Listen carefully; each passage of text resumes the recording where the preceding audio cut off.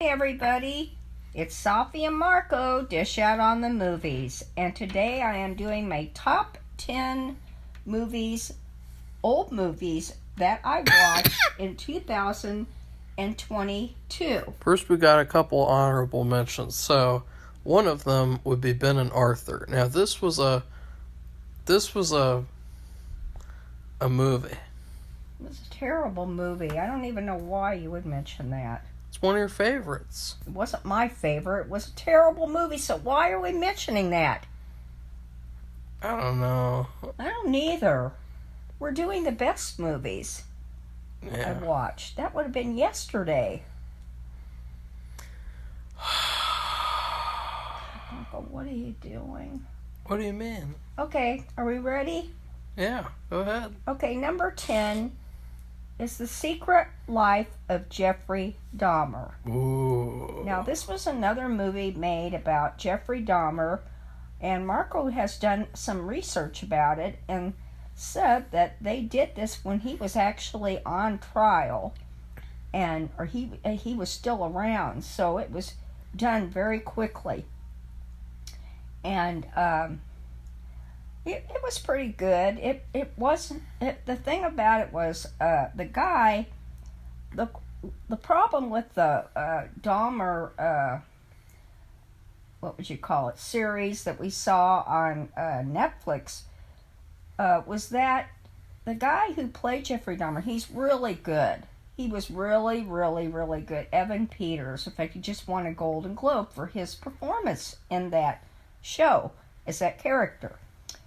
And last night, and but his physique does not match the physique of Jeffrey Dahmer, who was a lot kind of bigger in stature, and so this guy had a more similar physique to Jeffrey Dahmer.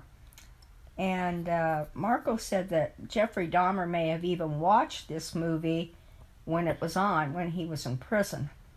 I don't know, but he did do a lot of research, so that could be. Well, whenever a movie has a serial killer's endorsement, that always is a plus. Like, with that John Wayne Gacy movie with Brian Dennehy, John Wayne Gacy, I don't think he saw the movie, but I think he heard that he was playing him, and he sent him a letter and said, "Hey, I'm a really big fan of yours, but I just want you to know everything they say about me is not true. And you should really do your research." And so, to me, those are some of the top serial killer movies because of that little real connection. Like the new thing, I honestly don't think that the real Jeffrey Dahmer would like the new series. I think because the new series is so agenda filled and it's so unobjective, whereas this movie is just, he's a evil piece of shit. He kills people over and over again and then he's caught. That's all it is. It's completely objective. It's not like this biased account. It's just what happened for the most part. Well, you have to think that the most recent one, even though it has the better actor, Evan Peters is just an outstanding actor because he's had so much experience and he's been given full reign to play different parts so he could expand his horizons and his experience. But the thing is, since this first Jeffrey Dahmer movie came out, what would be just the basic thing, everything he did, and it wouldn't be full of since this other thing was made, then of course there would be years to put agendas in there or doctor it up somehow, which I know they did because of some of the complaints I heard about it, but about the people, the victims, and from the victims. And so this one, since it was made so fresh after him getting caught and everything, it would make more sense that it wouldn't have a lot of BS stuff in it. So but it was pretty good, regardless. And so it was gross. Yeah, it was my number 10 one. And it's a movie, you know, Safi, how they talk about inventing smell-o-vision. Mm-hmm. You know, like this would be one movie where you'd say, no, I don't want smell-o-vision with this movie. Yeah. You know, they actually did that with Spy Kids. They made the shitty Spy Kids 4 movie years and years ago, and they made it in smell-o-vision. I kind of vaguely remember that, because I think we watched it. No. No, you sure? And it was an epic failure. I think what you did was, like, you were given a card, and they had different icons, and whenever you're supposed to smell something, you scratch it and smell it. Oh. Like, really queer. I wonder how they would do that. Yeah. Ew. That's gross. Okay, my number 9 movie, let me just say that the movies on this list originate from one week we watched all the Texas Chainsaw movies. Another week we saw a week's worth of Best Picture. Best Picture. And it's safe to say, I guess, that the Best Picture week was the best week, which would make sense. Best Picture. I don't know. For the most part. I don't think every picture that's been picked for Best Picture, like that Rose one, is just vomits, Phil. Full Moon Week is always fun. So. And that was another one. We did a Full Moon Week. That one was kind of shitty, though, because remember how, like, it started off really, really good, and then it just got worse and worse and worse. The movies. And then, because we had watched this episode of Peter Boyle in an X-Files show, and he did an excellent job, we decided we'd do a Peter Boyle week, where he's in, it was just his movies. And we thought, and Marco was able to find there was enough movies that we could do that, and that's where at least just, I think, one. Because they really, for the most part, weren't that great. Not because of him necessarily, just the movies weren't that great. And then that's and then basically just some other random ones. But anyway, my number 9 movie is Vampire Journals. There goes my throat. It's a full moon movie, and it's about this good vampire who just tries to have animal blood. Oh, God. I have to get a drink. And, no, I'll continue. People don't want to hear some weird, like... I don't want to hear, like, hacking. They don't want to hear some zombie person's, like, terrible non-summary. So it's about this guy, and he looks like a girl, kinda. You know, that's why Safi found him attractive. And he's like what you would call a good vampire. He's a vampire, and he used to have a wife, of course. His wife was killed by another vampire, and he falls in love with another woman, but then she gets entranced by the evil vampire, and I think she's turned into one, and basically it all culminates in the good vampire killing all of them in just a brutal way. Him and his followers. Very bloody, very good. And so, Safi, it was so funny because she kept on forgetting this one. She's like, what's that one? What's that one? It's just a weird over and over. Title. Vampire Journals. So I don't think it's a good title. But yeah, that's probably what it has more to do with. But I thought it was really good, though. I really enjoyed it. And basically, an American was in this foreign city, and he happened to be there on the track of this vampire because he was seeking revenge. And so she gets caught up by this other vampire. And, Safi, I literally just went through the whole plot. But anyway, so yeah, I liked it. So I put it at number 9. Why? Why did you like it? I liked it because I just thought it was really good. It was different. There's a vampire that's good and doesn't want to kill people. What he does, he drinks animal blood. So he doesn't, to avoid hurting people. But Safi, you explained that 3 minutes ago. Okay, well, I started hacking too. Okay, I'm going to move on then. But I enjoyed it. Wow. And Full Moon, they're kind of like hit and miss with their movies.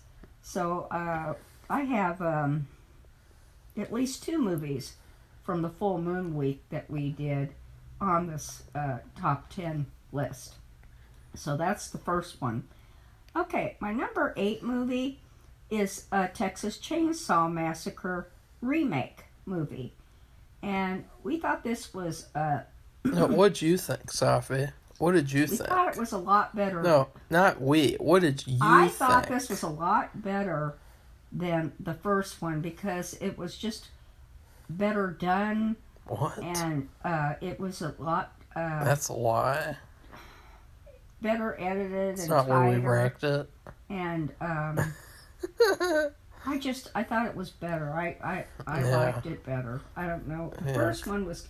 The first one is, you have to, the thing is about some of these, quote, scary or horror movies, the very first ones, sometimes are really not that great. Well, Safi, this is an example of that. This is like the opposite, where the first one's really good, and then all the rest of them kind of fail to capture what makes the first one good. Well, but they're like what would you call it, a blood relative, a blaze runner, or a trade burner, they're a trailblazer. Trailblazer. That's it. That's the better word. I'm not doing great today with my thinking about it's pretty words bad. On that. I'm not. We can tell you didn't prepare. Yes, I did prepare, and Marco, stop with the BS. You just wrote down the titles. Well, okay, I'm going to just continue. Like earlier today, you were like, "I'm working now, Marco," and it's just like what your working was you writing down the titles. Okay, Marco.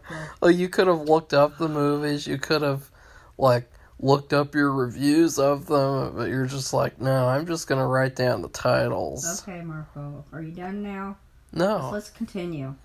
Okay. Well, it's like, it's shitty. It's like, why would people want to watch this video if you're not gonna actually say your true opinions? I am saying it. That's a lie. It because I thought it was pretty good. We ranked this one. This wasn't even ranked anywhere near number 1 in the Texas Chainsaw. In the Texas Chainsaw series, we had it be the original, then the 2022, then the third one, and then the beginning, and then the remake. Okay. All right, well, I'm just putting it at number 8, so compared to some of the other stuff that I had in there, that's where I wanted to put it. Oh. Okay, my next movie is number 7, and this is another Full Moon movie. It's called Dollman. Like doll, like D-O-L-L, Dollman. And I would say for both of us, this was a surprisingly good movie. Yeah. And what happened was they have this alien, he's chasing another alien, he's kind of like a cop or something, and this other alien is on the run, and they crash land on Earth. And so the way they show it, you think that they're normal sized people. But when you're surprised because when this girl finds the doll man and his ship, he's like an action figure sized person. And so he's shocked and she's shocked, but it ends up he's braver and more interesting and more helpful to her as who he is, no matter what his size is. And so, I mean, I'm not kidding, he's like an action figure size, like a toy. And he is modeled after Dirty Harry, but he is so much better than Dirty Harry because he's more honest, and he's more, he's just better in every way, shape, or form. Like Dirty Harry, he pretends to be like this really good heroic character, And in reality, he's like a real, like, piece of crap. Yeah. And he does a lot of, like, terrible things, especially in that Sudden Impact movie where he's like a full-on, like, Terminator, and he's, like, just... He purposefully caused someone to have a heart attack because he couldn't kill him himself because then he'd go to jail. And it's like, he's pretty bad. But this character, he's a really good and likable hero character. He is very likable. He's not like Dirty Harry. No, not in that way anyway. Okay, so I would recommend this. You can watch, I don't know, did we see all of these full moon movies on Tubi? Yeah. Yeah, if you want to watch these full moon movies on a free movie channel, it's called Tubi, Tubi. You have to download the app. But you can watch. Well, no, you don't. You could just watch it on the computer. Well, since Marco has the computer all the time, and I'm on my phone, I watched it on Tubi on my phone. Okay, now. And did you like the love interest, Safi? Because the what? The love interest, because she was kind of dumpy. I mean, I don't know. Did you even find her attractive? I don't know. Like, was she a good love interest, Safi? I don't know, Marco. You're really something. You gotta look past the visual, the way people look. Yeah, it's just like when you watch these movies and you see, like, this Dirty Harry character and you see, like, the villains and, like, they're all these, like, unique-looking characters and they're really, like, special. And then you see this, like, dumpy, trashy, single mom love interest, and it's like, ugh. She was a city girl, and she was rough. She was rough. She was not like some prissy little Manhattan model or something. She was, or a starlet, or somebody plays on Broadway or something. She was, like a working class girl. Not a working class meaning a prostitute, meaning she just was a regular person. Let's be honest, Safi.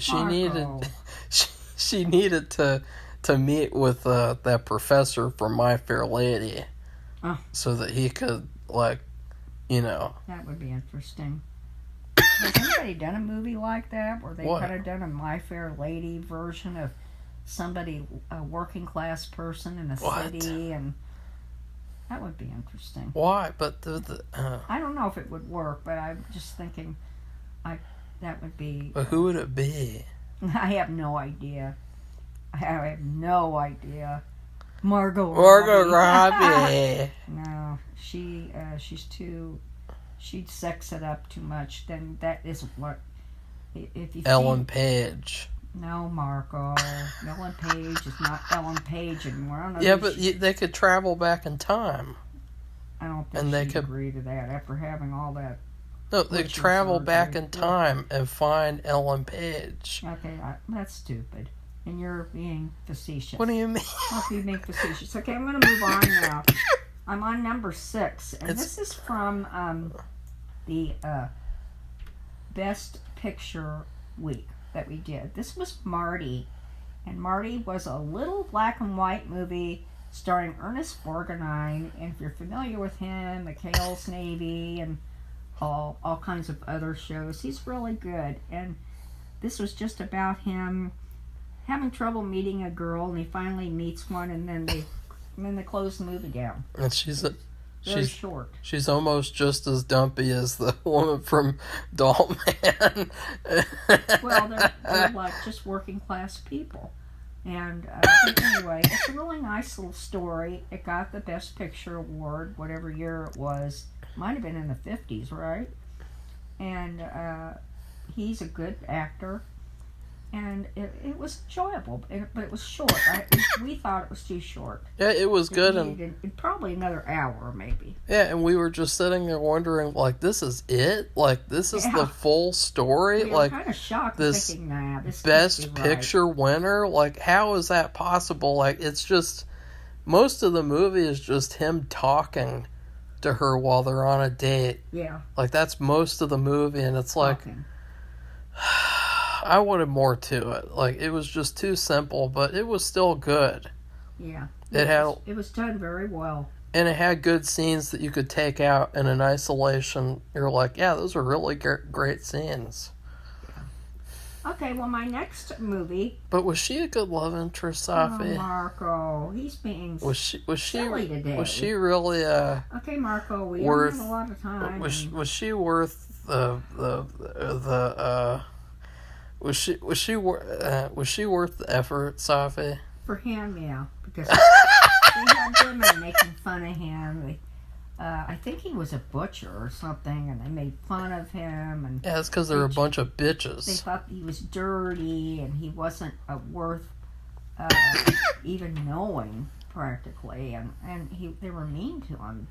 And she just treated him equally, like, anybody else, which he was anybody else. But for some reason, these other people, they just chose to be jerks. And so that's what was really nice about it. That it's two people who meet. It took a dumpy woman dressed in Goodwill clothing to get with him, and she's crying, and it's like, Okay, my next movie. Seen better love interests. Okay, my next movie is. See, we're still having ragged coughing.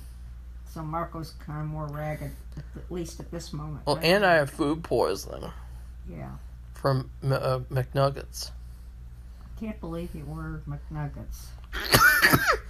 They had these. What? They had these little like brown streaks on them, and like I was wondering like what it was. Gross. And I didn't. Okay, maybe I should just continue. Okay, we're diverting anyway. Okay, I'm on number 5. And this movie, I think Marco disagrees with me on this, but this is Christine. That's that I'll call it a haunted vintage car movie. And it was the stories by Stephen King. And the reason why we even watched it, because I think I'd watched it a long time ago when it came out, maybe. Not at the movie theater, but I watched it on, TV or something. And, or rented it, maybe. I don't know. But if I'd seen it, I'd only seen it once and really didn't remember it. But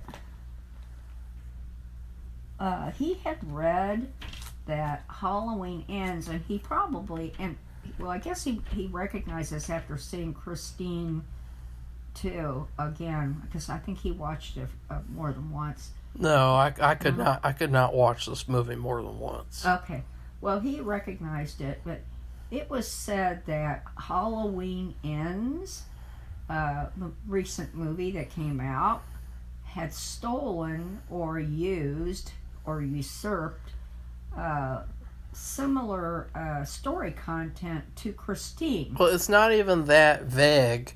It's like the people who made Halloween Ends, they said in an interview, it's going to be like Christine. Oh. And when we were giving the script to John Carpenter to read, we were wondering, is it too much like Christine? And it's like, see, that's how you can tell these people, they don't know how to write, they don't know how to make movies. Because all they're doing is just plagiarizing. And this movie isn't even worth plagiarizing. Like, the love interest, like, ugh. Like, talk about down in the dumps. Oh like, what a bitch. Hope nobody finds offense at that. Like, I don't know. Safi, I mean, her character was a bitch. Like, she was just the worst. Like, she's like, that guy, he's having all these problems with this possessed car, and it's changing him and possessing him, and I'm just going to get with his best friend now. I'm just going to get with his best friend because I'm just not interested in him anymore. And it's like, fuck you.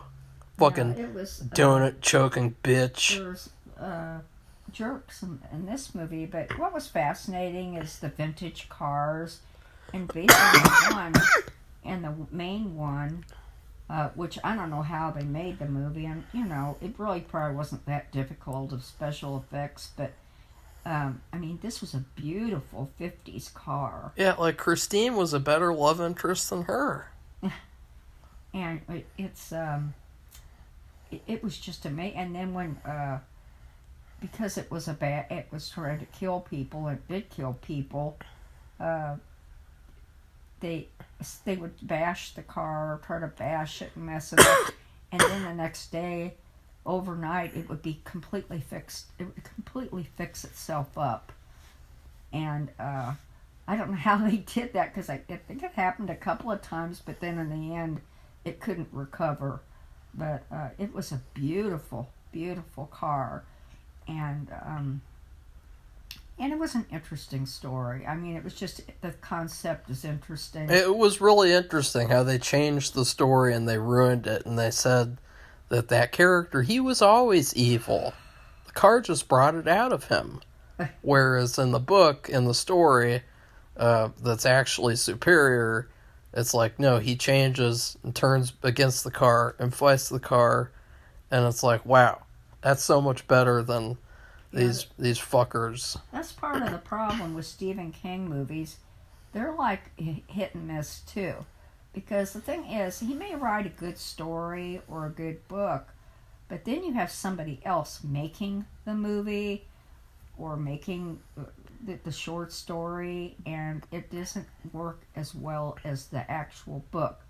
But we've all complained about that for other books that were made into movies, that they were not, I would say most of the time, they're not as good as what was in the book. That the movie, they just can't capture, and this sounds like they completely changed the flavor of it in terms of the main character.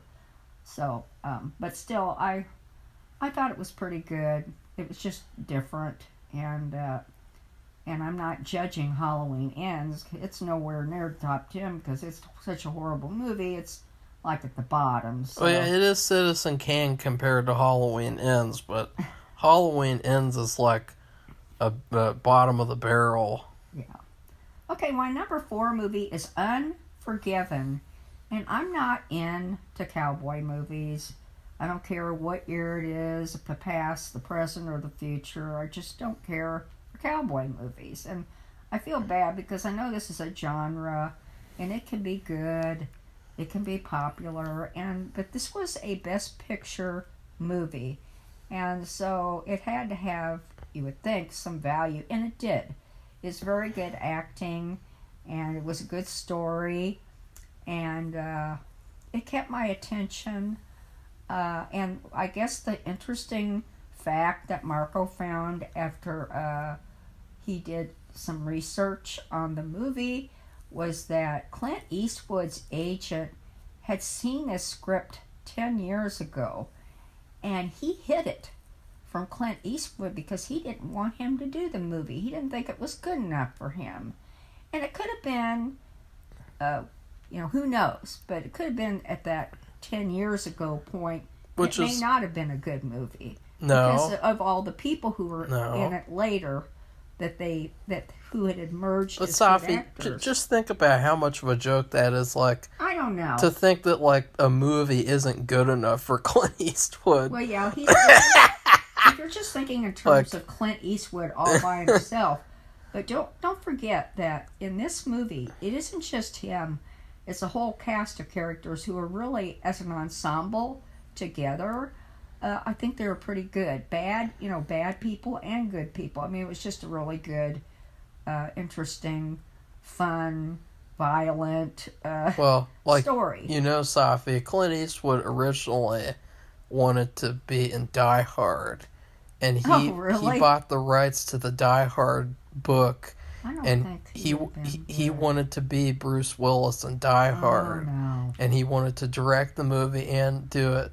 And so, like, to think he's good enough to be in Die Hard, but he's not good enough to be Unforgiven. Like, Unforgiven is way better than Die Hard. Yeah, I would agree with that. But in terms of, like, cowboy movies, I'll just call them cowboy movies. This was very well done, and it deserved the Best Picture. And you have, like, some strange, like, prejudice against westerns. Like, we were playing Horror Trivial Pursuit, and Safi asked me about Bone Tomahawk. Oh and God. she was like saying all these nasty things about the movie, I don't know anything even about though she's that. never even fucking seen the movie. And I said, let's put on Bone Tomahawk. And she's like, no. No, I don't want to see Bone Tomahawk. Why not? I just don't. Okay, Why? we have to move on now. We're on number 3. Because you're prejudiced? Marco, on number 3, this is called The Dream Team. Now, when you think of that title, you think of O.J. basketball. No, I think of basketball or hockey or something for the Olympics.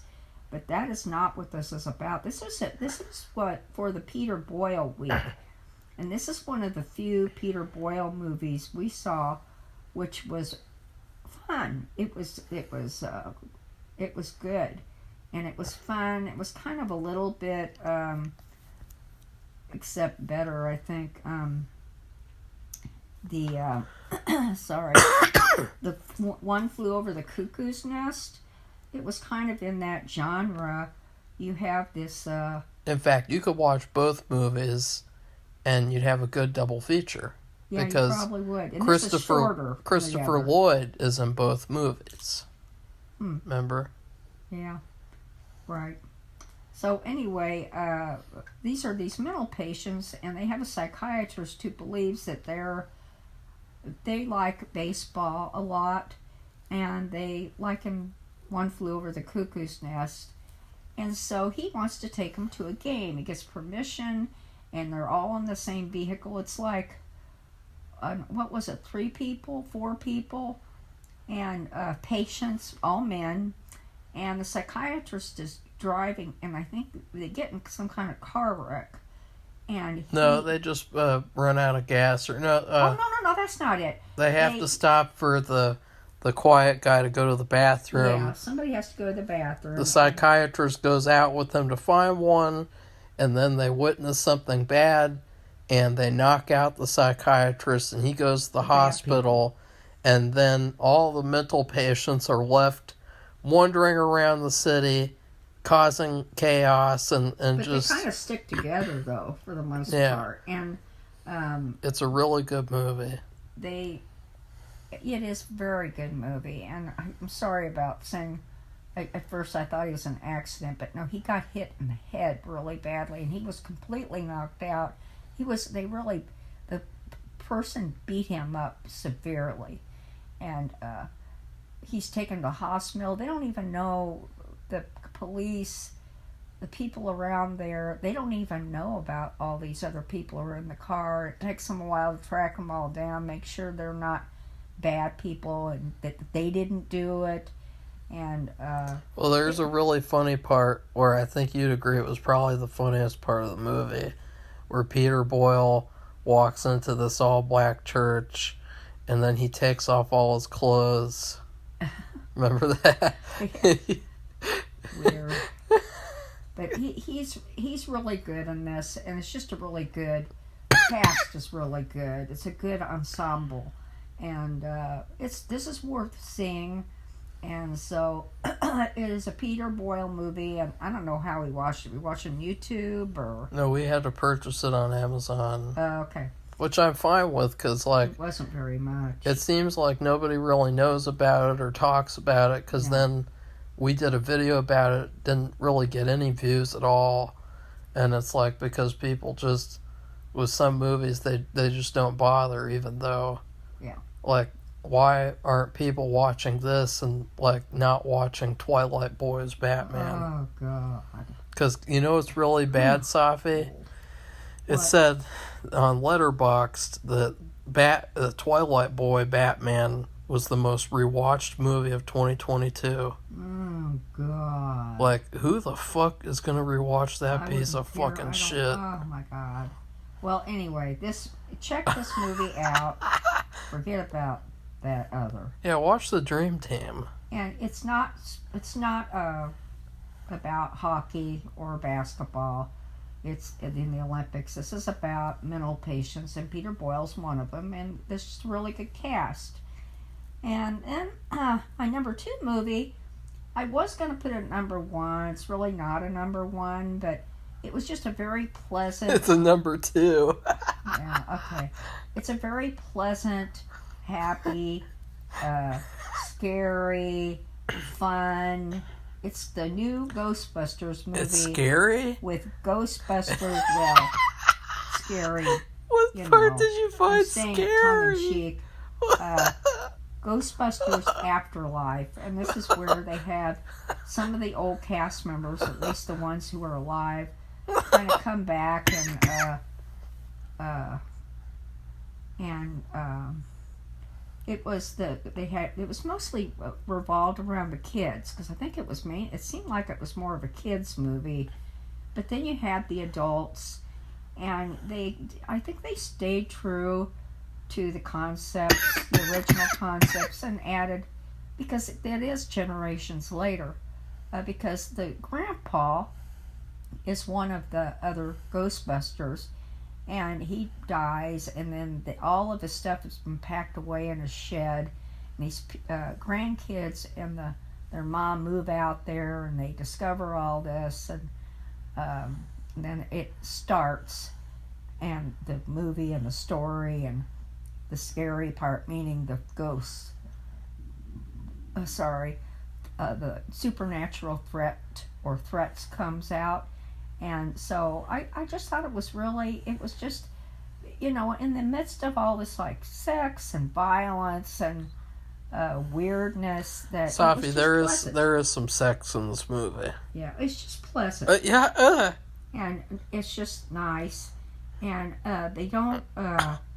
It's not just completely full of agendas, and where people are just, they're so focused on. It is a little bit. I mean, how many times are we going to cast these fucking talentless Stranger Things kids? I don't know.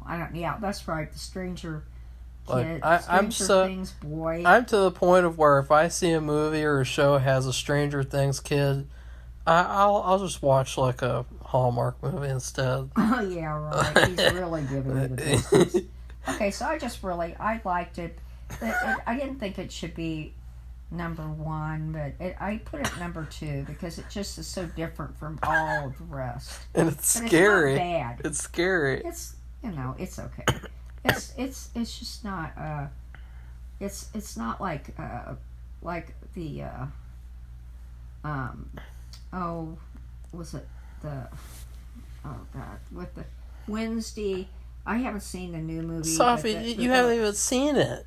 I just said I haven't seen. Well, then why would you even mention it? I'm talking about the puppet one, or the animated one, or whatever you want to call it. What you call that kind of. The puppet. Where they have these, it's just full of agendas. It's just not good. Oh, you mean the animated Addams Family? Yeah, that, and it's not like, it's not. This was actually a good movie. Yeah. And, didn't have any I wouldn't agendas. even mind watching it again too. It is. I thought it was rewatchable. To me, it's like the definition of mediocre. Okay. Like the best part of the movie is the post-credit scenes when, it's the actual Ghostbusters like talking and interacting on screen, and it's like that's what I wanted the whole movie to be. I didn't want to see these little fucking kids I don't care about. They're grandkids. Yeah, whatever. And they are related to the guy who passed away. Well, serial killers have grandkids too. Okay, Marco. So my number 1 movie, which may surprise people, I never saw it back then. I kind of got it confused with Easy Rider, which I did see.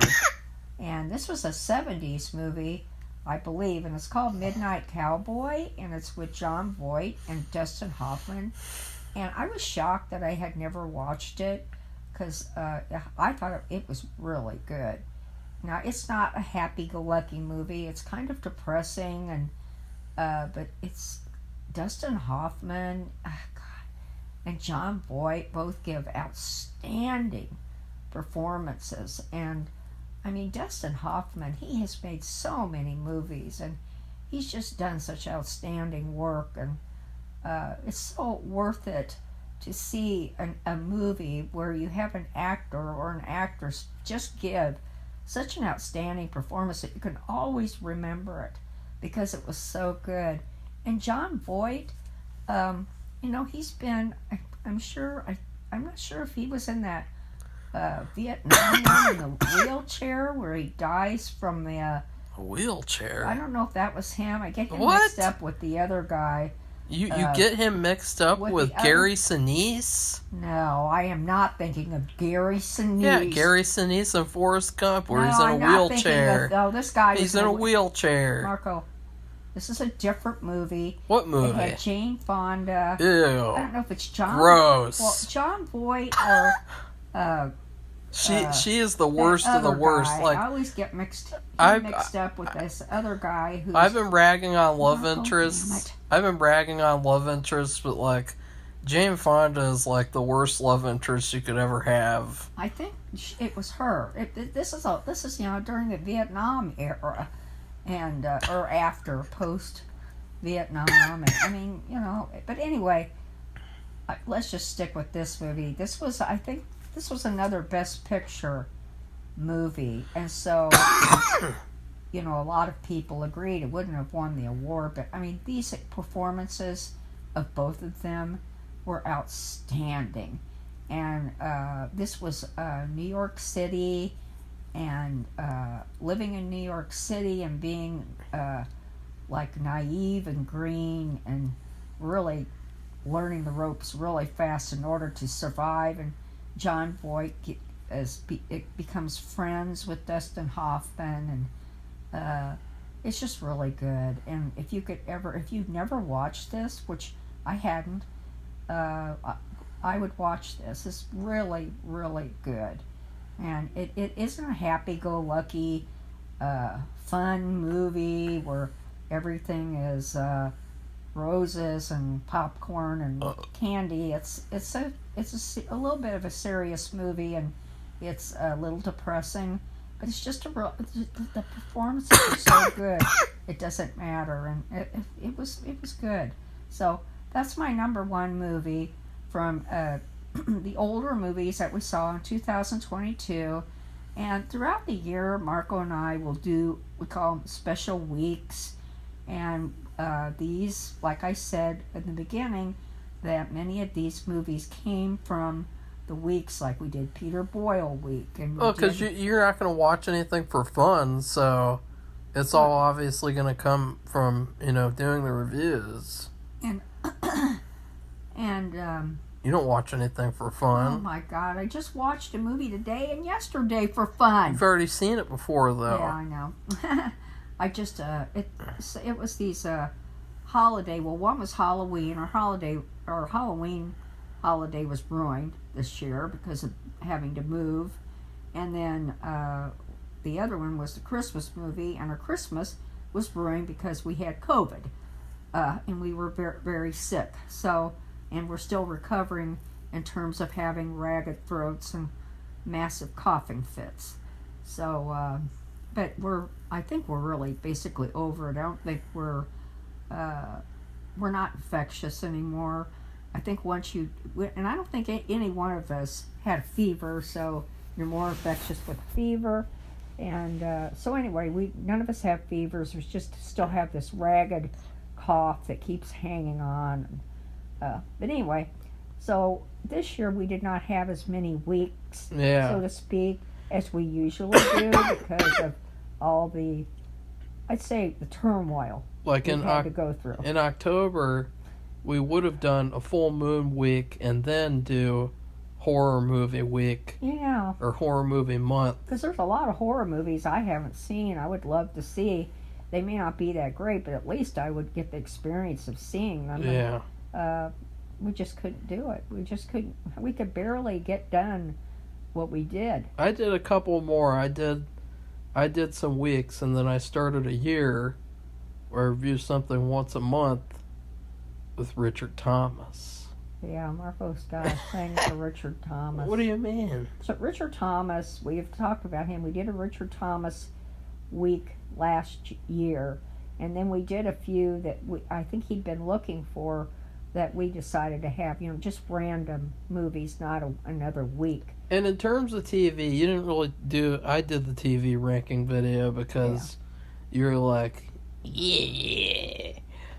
What did you think about the TV? Like, of course, you have The Old Man. You didn't watch that. I don't like that. And he was up for a Golden Globe. He didn't win. Gross. Yeah, Evan won over him. Oh, I good. think.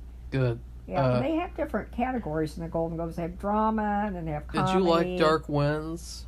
Yeah, I liked it. Good. And they need to do some work, and I hope they. It was mediocre and rushed. Really rushed. Yeah, it was rushed, and it was almost like they couldn't believe that anybody, they were like, I don't know, they weren't very secure or confident. It was like a third of a real TV show.